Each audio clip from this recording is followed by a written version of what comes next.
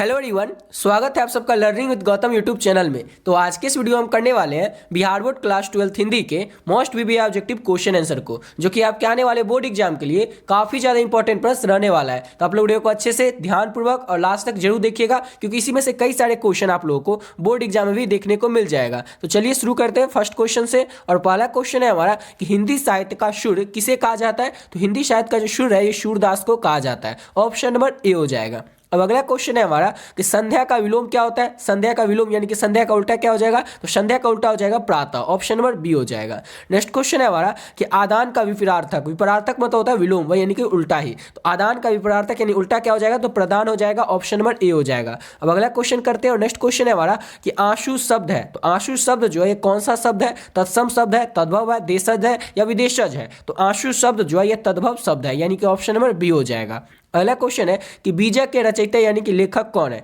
तो बीजक जो है उसके लेखक कबीरदास है। ऑप्शन नंबर बी हो जाएगा। याद रखिएगा, बीजक जो है उसके लेखक कौन है। तो कबीरदास है। अगला क्वेश्चन है हमारा कि गोद में सोने वाला क्या कहलाता है। यानी कि जो गोद में सोता होगा उसके लिए हम एक वर्ड क्या यूज करेंगे। तो गोद में सोने वाला कहलाता है अंकशाई, यानी कि ऑप्शन नंबर सी हो जाएगा। गोद में जो सोने वाला होता है उसे हम कहते हैं अंकशाई। अगला क्वेश्चन करते हो। नेक्स्ट क्वेश्चन है हमारा कि गुरु के समीप रहने वाले विद्यार्थी कहलाता है। जो ऐसा विद्यार्थी हो जो कि गुरु के समीप रहता है, गुरु के पास रहता है, उसे हम क्या कहेंगे। उसे कहेंगे अंतेवासी, यानी कि ऑप्शन नंबर सी हो जाएगा। अगला क्वेश्चन है कि भूषण की कविता में कौन सा रस पाया जाता है। तो भूषण की जो कविता है उसमें वीर रस पाया जाता है। ऑप्शन नंबर सी हो जाएगा। और कविता जो है उसके लेखक कौन है। तो भूषण ही है। अगला क्वेश्चन है हमारा कि अनल शब्द का पर्यायवाची क्या होगा। अनल शब्द जो है, अनल मतलब क्या होता है। तो अनल मतलब होता है आग। तो आग का पर्यायवाची क्या होगा। तो आग का आग ही हो जाएगा। ऑप्शन नंबर इसका ए हो जाएगा। अब अगला क्वेश्चन करते हैं। नेक्स्ट क्वेश्चन है कि आयुष्मान शब्द का पर्यायवाची क्या होगा। पर्यायवाची उसे कहते हैं, यानी कि एक ही शब्द का जो अनेक नाम रहता है उसी को हम लोग क्या कहते हैं। तो पर्यायवाची शब्द कहते हैं। तो आयुष्मान शब्द का पर्यायवाची क्या हो जाएगा। तो चिरंजीवी हो जाएगा। ऑप्शन नंबर सी हो जाएगा। अगला क्वेश्चन है कि मैं असहाय और विवश बैठी रही, उठ गया छौना मेरा, यह पंक्ति की शीर्षक कविता से। तो पुत्र वियोग शीर्षक कविता से पंक्ति को लिया गया। ऑप्शन नंबर सी हो जाएगा। और पुत्र वियोग शीर्षक कविता की कवित्री कौन है। तो सुभद्रा कुमारी चौहान जो है वह इस कविता की कवित्री है। पुत्र वियोग शीर्षक कविता जो इसकी कवित्री कौन है। तो सुभद्रा कुमारी चौहान है। और इस कविता को लिखा किसने है। तो सुभद्रा कुमारी चौहान ने ही लिखा है। अगला क्वेश्चन है हमारा कि वाक्य में आवश्यक अंग कौन सा है। चार ऑप्शन में से आपको बताना है। तो दो जो होगा वो वाक्य में आवश्यक अंग होगा, यानी कि ऑप्शन में इसका बी हो जाएगा।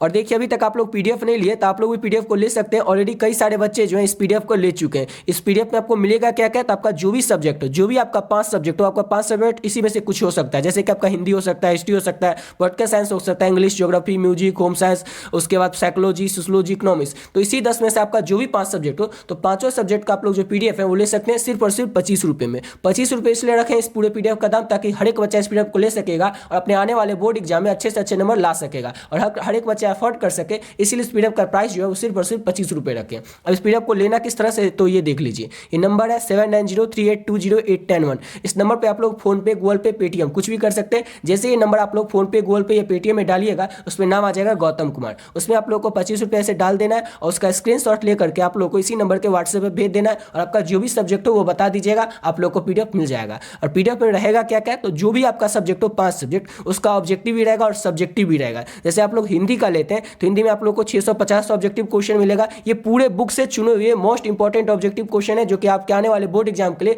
काफी ज्यादा इंपॉर्टेंट प्रश्न रहने वाले। उन्हीं सभी प्रश्नों को इस पीडीएफ में ऐड किए हैं। फिर उसके बाद आपको सब्जेक्टिव क्वेश्चन भी मिलेगा, यानी कि लघु उत्तरीय प्रश्न इंपॉर्टेंट जो है, दीर्घ उत्तरीय प्रश्न जो है, 100% व्याख्या वाला जो क्वेश्चन है, उन सभी प्रश्नों को इस पीडीएफ में ऐड कर दे, जो कि आपको 100 क्वेश्चन मिलेगा। अगर आप लोग इतना कर लेते हैं तो आपके बोर्ड एग्जाम में जो 99% प्रश्न होंगे वो इसी पीडीएफ से रहेंगे। तो आप लोग इस पीडीएफ को जरूर से जरूर ले लीजिएगा। ऑलरेडी कई सारे बच्चे जो इस पीडीएफ को ले चुके हैं। जैसे आपका अगर हिस्ट्री होगा तो हिस्ट्री में क्या है। तो जैसे हिस्ट्री में 15 चैप्टर है, पहला चैप्टर से लेकर के लास्ट चैप्टर तक, 15 चैप्टर तक चैप्टर वाइज, यानी जो पहला चैप्टर का इंपॉर्टेंट ऑब्जेक्टिव क्वेश्चन है, दूसरा चैप्टर का इंपॉर्टेंट ऑब्जेक्टिव क्वेश्चन है, इसी तरह से पहला चैप्टर से लेकर के 15 चैप्टर तक के जो भी इंपॉर्टेंट ऑब्जेक्टिव क्वेश्चन है वो इसमें ऐड कर दिए। सेम इसी तरह से लघु उत्तरीय और दीर्घ उत्तरीय प्रश्न भी जो पहला चैप्टर का है उसको ऐड कर दिए। दूसरा चैप्टर का जो इंपॉर्टेंट ऑब्जेक्टिव क्वेश्चन है या फिर सब्जेक्टिव जो भी है, यानी कि चैप्टर वाइज इंपॉर्टेंट ऑब्जेक्टिव और सब्जेक्टिव इस पीडीएफ में ऐड किया गया है। अगर आप लोग इस पीडीएफ को अच्छे से पढ़ लेते हैं तो आपके आने वाले बोर्ड एग्जाम में जो 99% क्वेश्चन होंगे वो इसी पीडीएफ से रहेगा। तो आप लोग इस पीडीएफ को ले सकते हैं। पीडीएफ का प्राइस सिर्फ और सिर्फ 25 रुपये। और बता दिए पीडीएफ का प्राइस सिर्फ 25 रुपये इसलिए रखें क्योंकि हर एक बच्चा इस पीडीएफ को ले सकेगा और अपने आने वाले बोर्ड एग्जाम में अच्छे से अच्छे नंबर ला सकेगा। तो आप लोग भी ले सकते हैं। ऑलरेडी कई सारे बच्चे जो इस पीडीएफ को ले चुके हैं। अब आते हैं अपने क्वेश्चन पे। तो अगला क्वेश्चन है हमारा कि बातचीत शीर्षक निबंध के अनुसार जो कुछ मवाद या धुआं जमा रहता है वह भाप बनकर कैसे निकल जाता है। कैसे निकल जाता है? तो बातचीत के जरिए, यानी कि बातचीत करने से हमारे अंदर जो कुछ भी मवाद या धुआं जमा रहता है वो भाप बनकर निकल जाता है, यानी ऑप्शन नंबर सी हो जाएगा। और बातचीत पाठ के लेखक कौन है? तो बालकृष्ण भट्ट है। अगला क्वेश्चन है शिवालय शब्द कौन सा समास है। तो शिवालय शब्द जो है ये आप लोग ऑलरेडी बता चुके हैं, तत्पुरुष समास है, ऑप्शन नंबर सी हो जाएगा। अगला क्वेश्चन है हमारा कि तीर्थ यात्रा शब्द कौन सा समास है। तीर्थ यात्रा शब्द जो है ये कौन सा समास है? तो ये भी तत्पुरुष समास है, ऑप्शन नंबर सी हो जाएगा। अब नेक्स्ट क्वेश्चन करते हैं और अगला क्वेश्चन है हमारा कि मालती किस कहानी की पात्र है। तो आप लोग को पता ही होगा कि मालती जो है रोज कहानी की पात्र है और रोज के लेखक कौन है? तो सच्चिदानंद हीरानंद वात्सल अज्ञे हैं। अगला क्वेश्चन है हमारा कि अंकुरित शब्द में प्रत्यय क्या होगा। जैसे कोई प्रत्यय वाला शब्द होगा तो उसको आपको बोलना रहेगा। जैसे अंकुरित को हम लोग बोलते हैं अंकुरित, अंकुरित लास्ट में क्या आता है? इत आता है, अंकुरित यानी लास्ट में इत आता है, तो इत क्या हो जाएगा? तो इसका प्रत्यय हो जाएगा। कोई भी प्रत्यय शब्द होगा तो उसको आपको बोलना है और जैसे ही बोलिएगा लास्ट में जो वर्ड आएगा वही इसका प्रत्यय होगा। जैसे इसमें अंकुरित है तो इसमें बोलेंगे अंकुरित, तो इसमें इत क्या हो जाएगा? तो प्रत्यय हो जाएगा, ऑप्शन में इसका सी हो जाएगा। अगला क्वेश्चन है हमारा हास्य पद शब्द में प्रत्यय क्या होगा। अब हास्य पद को हम लोग बोलते हैं हास्य पद, लास्ट में क्या आता है? आस्पद, यानी क्या आता है? हास्य पद, आस्पद आता है लास्ट में, यानी ऑप्शन इसका डी हो जाएगा। आस्पद जो होगा इसका प्रत्यय हो जाएगा।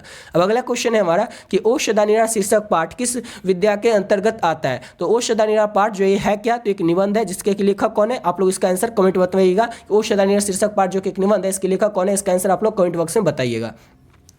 अगला क्वेश्चन है हमारा कि रोटी मत खाओ क्योंकि वह जली हुई है, इसमें कौन सा सर्वनाम है। तो इसमें कौन सा सर्वनाम है? रोटी मत खाओ क्योंकि वो जल चुकी है। ऐसा क्या होता है? निश्चयवाचक, यानी कि निश्चय ही वो रोटी जली होगी इसलिए बता रहा है आपको कोई कि रोटी मत खाओ क्योंकि वो रोटी जल चुकी है, यानी क्या हो जाएगा ये? तो निश्चयवाचक सर्वनाम हो जाएगा, ऑप्शन में इसका सी हो जाएगा।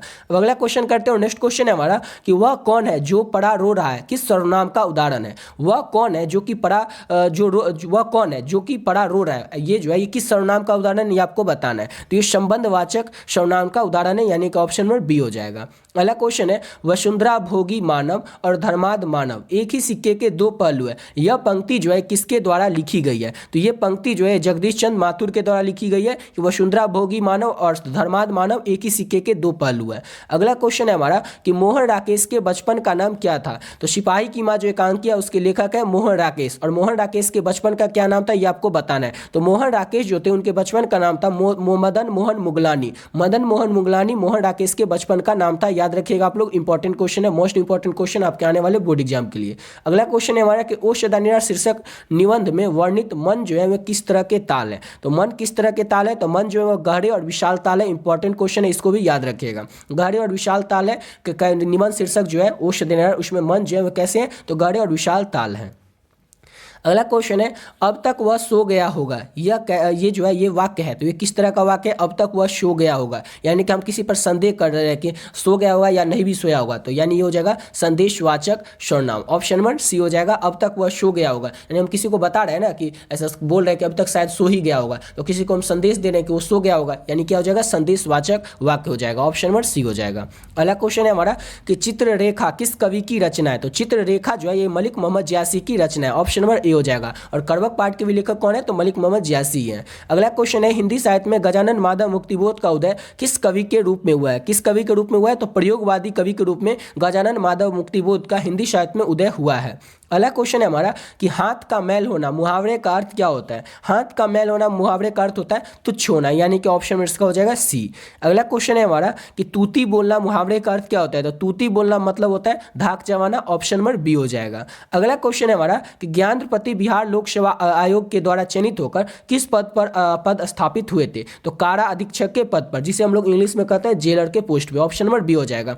ज्ञानपति जो कि गांव के घर कविता के लेखक है वो बीपीएससी के द्वारा चयनित होकर कारा अधीक्षक यानी कि जेलर के पोस्ट पर पदस्थापित हुए थे, ऑप्शन में इसका बी हो जाएगा। अगला क्वेश्चन है हमारा कि आपको क्या चाहिए, ये कौन सा वाक्य है। आपको क्या चाहिए, यानी किसी से हम प्रश्न कर रहे हैं कि आपको क्या चाहिए, तो ये हो जाएगा प्रश्नवाचक वाक्य, ऑप्शन नंबर सी हो जाएगा। अगला क्वेश्चन है हमारा कि आपकी यात्रा मंगलमय हो। अब ये कौन सा वाक्य है कि आपकी यात्रा मंगलमय हो, तो ये हो जाएगा इच्छावाचक सर्वनाम, इच्छावाचक हो जाएगा ये वाक्य, ऑप्शन नंबर बी हो जाएगा। हम किसी को बोल रहे हैं कि आपकी यात्रा मंगलमय हो, ये सब क्वेश्चन आप लोग को पढ़ने से ही पता चल जाएगा कि कौन सा वाक्य है, कौन सा सर्वनाम नाम है। इसमें हम क्या कर रहे हैं, आप हम किसी से इच्छा जता रहे हैं कि आपकी यात्रा जो मंगलमय हो, हम अपनी इच्छा उसको बता रहे हैं कि हम आप ऐसा चाहते हैं कि आपकी यात्रा जो मंगलमय हो। तो ये कौन सा वाक्य होगा, इच्छावाचक होगा, ऑप्शन नंबर बी हो जाएगा। ऐसा क्वेश्चन आप लोग जैसे ही पढ़िएगा आप लोग को अपने आप आंसर पता चल जाएगा। इस क्वेश्चन को जैसे पढ़िएगा और उसका ऑप्शन पढ़िएगा तो आप लोग अपने आप आपको इसका आंसर पता चल जाएगा। अगला क्वेश्चन है हमारा कि किनका लेखन विकसित या विकासशील दुनिया तथा अविकसित अफ्रीका के बीच दूरी दिखाता है। किसका लेखन, तो हेनरी लोपेज का लेखन, ऑप्शन नंबर बी हो जाएगा। अगला क्वेश्चन है अदरक शब्द है, तो अदरक शब्द स्त्रीलिंग है या पुल्लिंग है, तो अदरक शब्द जो है ये पुल्लिंग शब्द है, ऑप्शन नंबर इसका बी हो जाएगा। अगला क्वेश्चन है कि गुस्सा शब्द क्या है, स्त्रीलिंग है, पुल्लिंग है या उभयलिंग है, तो गुस्सा शब्द जो है ये पुल्लिंग शब्द है, ऑप्शन नंबर इसका बी हो जाएगा। अब अगला क्वेश्चन करते हैं और नेक्स्ट क्वेश्चन है हमारा कि नीरस का संधि विच्छेद क्या होगा, तो नीरस का संधि विच्छेद हो जाएगा निह जो रस यानी कि नीरस हो जाएगा, ऑप्शन नंबर इसका सी हो जाएगा। अगला क्वेश्चन है हमारा कि कहानी विद्या को आधुनिक रूप देने का अस्मरणीय योगदान किसका है। चार ऑप्शन में सबको बताना है। कहानी विद्या को आधुनिक रूप देने में अस्मरणीय योगदान किनका है, तो गार्डी मोपासा का योगदान है, ऑप्शन नंबर ए हो जाएगा, गार्डी मोपासा का योगदान है। अगला क्वेश्चन है संसार शब्द कौन सा संज्ञा है, संसार शब्द जो है ये कौन सा संज्ञा है, तो आप लोगों को पता ही होगा व्यक्तिवाचक संज्ञा है संसार शब्द। नेक्स्ट क्वेश्चन करते हैं और अगला क्वेश्चन है हमारा कि अंतोन चेखव की कहानी, चार ऑप्शन में सबको बताने की कौन सा है। लास्ट चैप्टर जो आपका 3 चैप्टर है प्रतिपूर्ति वाला, उसी का ये क्वेश्चन है कि अंतोन चेखव की कौन सी कहानी है, तो आप लोगों को पता ही होगा कलर की मौत जो कहानी है उसके लेखक कौन है, तो अंतोन चेखव है। अगला क्वेश्चन है गीदड़ भभकी देना, मुहावरा का अर्थ क्या होता है। गीदड़ भभकी नहीं, वहां पर यह गीदड़ भक्ति देना, इस मुहावरा का अर्थ होता है झूठा डर दिखाना, ऑप्शन नंबर इसका बी हो जाएगा। अगला क्वेश्चन करते हैं, नेक्स्ट क्वेश्चन है कि विद्यालय का संधि विच्छेद होगा, तो आप लोग को इसका आंसर भी पता होगा, विद्यालय यानी कि विद्या जोड़ आलय, ऑप्शन नंबर बी हो जाएगा। अब अगला क्वेश्चन क्या हमारा कि आपे से बाहर होना, मुहावरे का अर्थ क्या होता है, तो बहुत क्रोधित होना, आपे से बाहर होना, यानी ऑप्शन नंबर सी हो जाएगा। अगला क्वेश्चन है गांव का घर शीर्षक कविता किस कविता संग्रह से ली गई है। गांव का घर शीर्षक कविता जो है ये लिया गया संशय आत्मा से, यानी ऑप्शन नंबर इसका सी हो जाएगा। अगला क्वेश्चन है सुरसागर के कवि कौन है, यानी कि सुरसागर के लेखक कौन है, तो सूरदास जो है सुरसागर के कवि हैं, ऑप्शन नंबर इसका बी हो जाएगा। अब अगला क्वेश्चन है हमारा सिपाही की माँ कहानी के कहानीकार है, यहाँ पर होगा सिपाही की माँ एकांकी, क्योंकि सिपाही की माँ जो है कहानी नहीं है एकांकी है, तो सिपाही की माँ एकांकी के एकांकीकार कौन है, तो मोहन राकेश जो है सिपाही की माँ एकांकी के एकांकीकार है, यानी ऑप्शन नंबर बी हो जाएगा। याद रखिएगा सिपाही की माँ जो है कहानी नहीं है एकांकी है। अगला क्वेश्चन है वैद्य का विलोम क्या होगा, तो वैद्य का विलोम होता है अवैद्य, यानी कि ऑप्शन इसका बी हो जाएगा। अब अगला क्वेश्चन क्या हमारा नेक्स्ट क्वेश्चन है कि नयन का संधि विच्छेद क्या हो जाएगा। नयन का अगर हम संधि विच्छेद करते हैं तो क्या हो जाएगा, तो नयन यानी कि ने जोड़ अन, ऑप्शन इसका ए हो जाएगा, नयन का संधि विच्छेद। अगला क्वेश्चन है हमारा कि बातचीत शीर्षक के निबंधकार यानी कि लेखक कौन है, तो पहला ही चैप्टर है बातचीत जिसके लेखक है Balkrishna Bhatt, option number B हो जाएगा। अगला क्वेश्चन है हमारा आनंदित में कौन सा प्रत्यय, प्रत्यय में बताए थे जैसे कोई प्रत्यय वाला शब्द होगा उसको आपको बोलना है, जैसे हम लोग बोलते हैं आनंदित, लास्ट में क्या आता है आनंदित, लास्ट में आता है ना इत, यानी इत इसका क्या हो जाएगा, तो प्रत्यय हो जाएगा, ऑप्शन नंबर बी हो जाएगा। अगला क्वेश्चन है हमारा कि अकल का अंधा होना, मुहावरे का अर्थ क्या होता है, तो अकल का अंधा होना यानी कि मूर्ख होना, मूर्ख जो रहता है उसको क्या कहते हैं, तो अकल का अंधा है यानी मूर्ख होना, ऑप्शन नंबर बी हो जाएगा। अगला क्वेश्चन है कि कौन सी रचना बालकृष्ण भट्ट की नहीं है, तो देखिए नूतन ब्रह्मचारी, 100 जान एक सुजान, सद्भाव का भाव, ये तीनों जो है ये बालकृष्ण भट्ट की रचना है, लेकिन परीक्षा गुरु जो है ये बालकृष्ण भट्ट की रचना नहीं है, यानी ऑप्शन क्या हो जाएगा, तो ऑप्शन इसका डी हो जाएगा। अगला क्वेश्चन है हमारा कि भारतीय सिपाहियों का किसके साथ संघर्ष हुआ था, तो भारतीय सिपाही जो थे उनका जर्मनों के साथ संघर्ष हुआ था, ऑप्शन नंबर डी हो जाएगा इसका। अगला क्वेश्चन है हमारा किस अस्पताल में दिनकर जी का निधन हुआ था, किस अस्पताल में दिनकर जी का निधन हुआ था, तो दिनकर जी का जो निधन है वो हुआ था बिल्डिंग के नर्सिंग होम में, ऑप्शन नंबर इसका डी हो जाएगा, बिल्डिंग के नर्सिंग होम में दिनकर जी का निधन हुआ था। और दिनकर जी किस पार्ट के लेखक है, तो अर्धनारीश्वर पार्ट के लेखक कौन है, तो दिनकर जी ही है। अगला क्वेश्चन है कि दिनकर को किस कृति पर भारतीय ज्ञानपीठ पुरस्कार दिया गया था, ये मोस्ट इंपॉर्टेंट क्वेश्चन है आपके एग्जाम के लिए, इसको अच्छे से याद ही रखिएगा कि रामधारी सिंह दिनकर जो थे उनको उर्वशी रचना के लिए उनको भारतीय ज्ञानपीठ पुरस्कार प्राप्त हुआ था, याद रखिएगा, इसको इंपॉर्टेंट क्वेश्चन है। अगला क्वेश्चन करते हैं, नेक्स्ट क्वेश्चन है कि कौन सी रचना अज्ञे की नहीं है, अज्ञे की रचना कौन सी नहीं है, तो अपने अपने अजनबी, भगनदूत, एक बूंद सहसा उछली, ये तीनों किसकी रचना है, तो अज्ञे की रचना है। और तिरिच जो है ये उदय प्रकाश की रचना है, यानी ऑप्शन नंबर इसका डी हो जाएगा, तिरिच जो है ये अज्ञे की रचना नहीं है। अब अगला क्वेश्चन क्या हमारा कि कौन सा निबंध भगत सिंह का लिखा हुआ नहीं है, चार ऑप्शन में आपको बताना है या इस चारों में से कौन सा ऐसा निबंध है जो कि भगत सिंह के द्वारा लिखा गया नहीं है, तो नवरात्र जो निबंध है ये भगत सिंह के द्वारा लिखा गया नहीं है,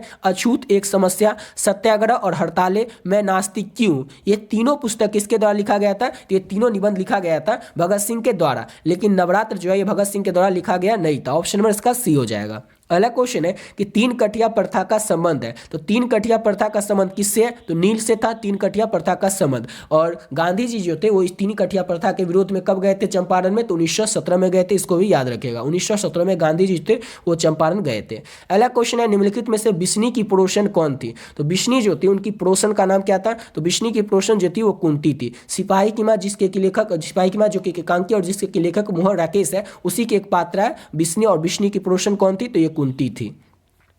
अब अगला क्वेश्चन है हमारा कि कौन सी पुस्तक नामवर सिंह की है। चार ऑप्शन में से आपको बताना है कि नामवर सिंह की पुस्तक कौन सी है, तो पृथ्वीराजों की भाषा ये जो है ये नामवर सिंह की पुस्तक है, ऑप्शन में इसका बी हो जाएगा। अगला क्वेश्चन है हमारा कि जूठन क्या है, तो जूठन एक आत्मकथा है जिसके लेखक कौन है, तो ओम प्रकाश वाल्मीकि है। जूठन क्या है, आत्मकथा है। अगला क्वेश्चन है कि मलयज का मूल नाम क्या था, तो मलयज जो थे उनका मूल नाम था भरत जी श्रीवास्तव। याद रखिएगा भरत जी श्रीवास्तव जो थे इनका मूल नाम था, भरत जी श्रीवास्तव मलयज का मूल नाम था। अगला क्वेश्चन है त्रिच पाठ में पिताजी की मृत्यु कैसी होती है। त्रिच पाठ के जो लेखक है उदय प्रकाश, उनके पिताजी की जो मृत्यु है वो किस तरह से होती है, तो मानसिक सदमे और अधिक रक्तस्राव के कारण, यानी कि अधिक रक्त बह जाने के कारण त्रिच पाठ के जो लेखक है उदय प्रकाश उनके पिताजी की मृत्यु होती है। अगला क्वेश्चन है the first and the last freedom किसकी कृति है, the first and the last freedom जो है ये जे कृष्णमूर्ति की कृति है, ऑप्शन नंबर सी हो जाएगा। और आप लोग याद रखिएगा शिक्षा पाठ के भी लेखक कौन है, तो जे कृष्णमूर्ति है। इंपॉर्टेंट क्वेश्चन है ये भी याद रखिएगा कि जे कृष्णमूर्ति जो है ये the first and the last freedom इनकी ही कृति है, इनके द्वारा ही लिखा गया है।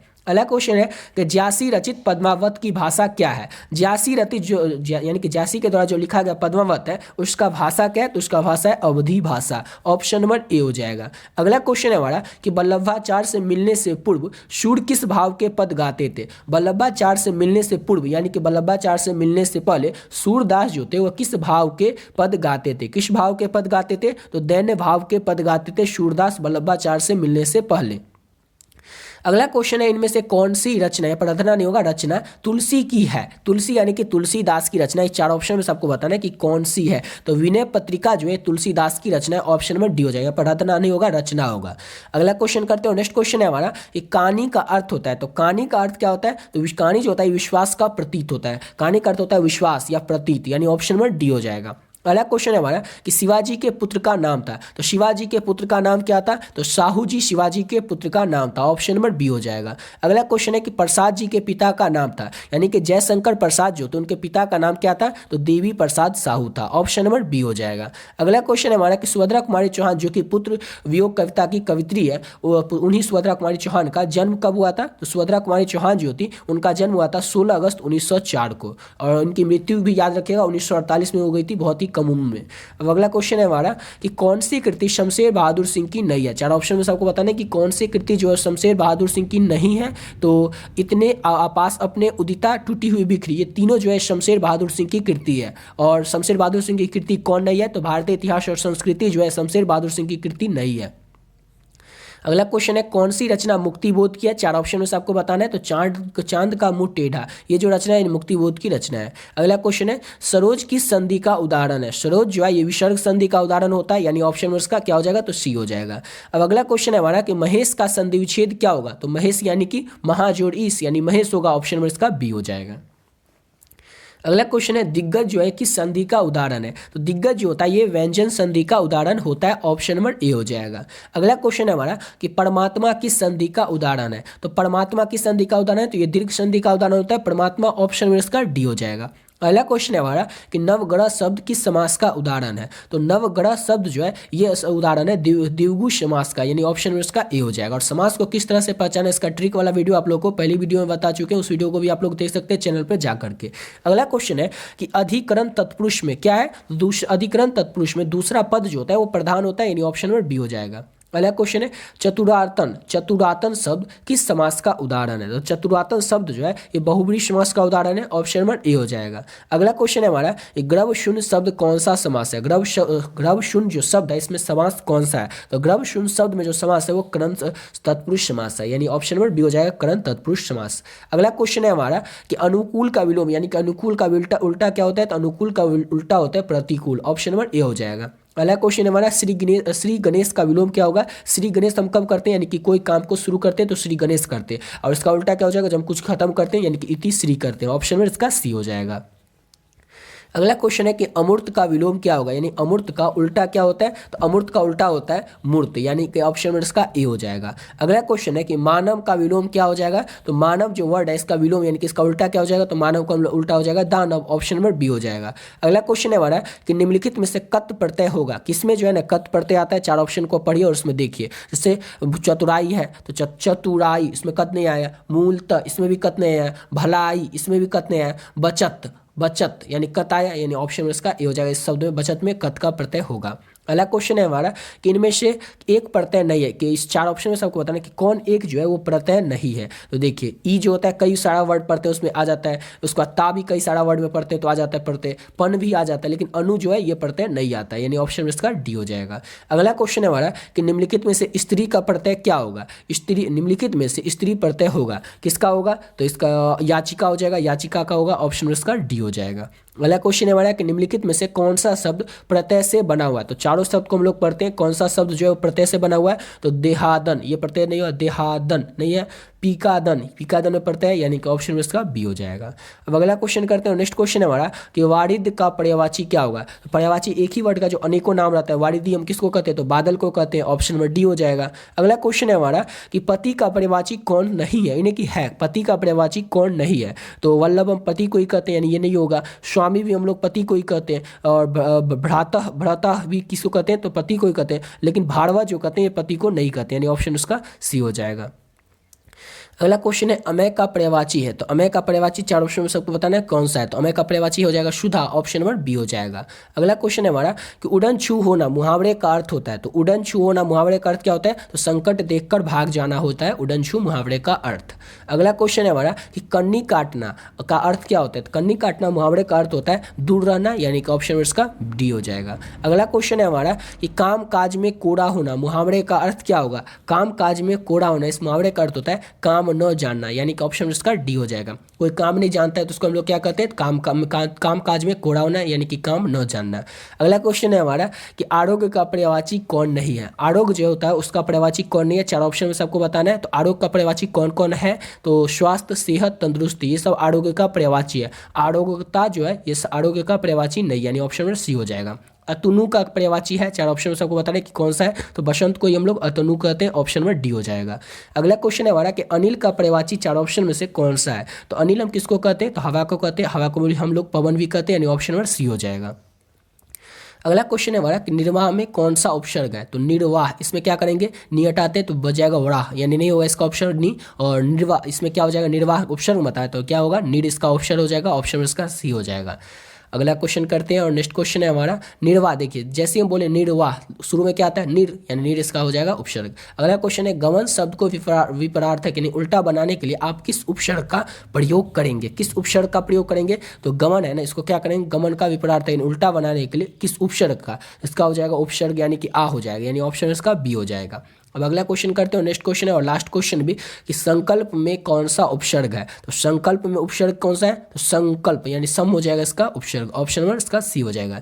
इसी के साथ वीडियो पे कंप्लीट करते हैं। आशा करता हूँ आप लोग को वीडियो अच्छा लगा होगा, और अभी तक आप लोग पीडीएफ नहीं लिए तो पीडीएफ के बारे में ऊपर ही बता दिया ऑलरेडी किस तरह से लेना है, तो आप लोग भी ले सकते हैं इस पीडीएफ को। पीडीएफ का प्राइस सिर्फ और सिर्फ 25 रुपये है, और अगर इस पीडीएफ को 25 रुपये दे करके जो भी आपका 5 सब्जेक्ट है वो पीडीएफ ले करके अच्छे तरीके से अगर पढ़ लेते हैं तो आपके बोर्ड एग्जाम में जो 99% क्वेश्चन होंगे वो इसी पीडीएफ से रहेंगे, क्योंकि इस पीडीएफ में जितने भी इंपॉर्टेंट क्वेश्चन थे चैप्टर वाइज सभी इंपॉर्टेंट क्वेश्चन सब्जेक्टिव हो या ऑब्जेक्टिव हो सब ऐड कर दिए, तो आप लोग इस पीडीएफ को ले सकते हैं। बताई दिए किस तरह से लेना है, इस नंबर पे आप लोग को फोन पे, गूगल पे, पेटीएम कुछ भी कर दीजिएगा, और स्क्रीनशॉट ले करके इसी नंबर के व्हाट्सएप पे आप लोग को भेज देना और अपना सब्जेक्ट बता देना, आप लोग को पीडीएफ मिल जाएगा। ऑलरेडी बहुत सारे बच्चे जो इस पीडीएफ को ले चुके हैं, आप लोग भी चाहें तो आप लोग भी इस पीडीएफ को ले सकते हैं और अपने आने वाले बोर्ड एग्जाम में अच्छे से अच्छे नंबर ला सकते हैं। तो आशा करता हूँ आप लोग को वीडियो अच्छा लगा हो, तो मिलते हैं नेक्स्ट वीडियो में नए वीडियो के साथ।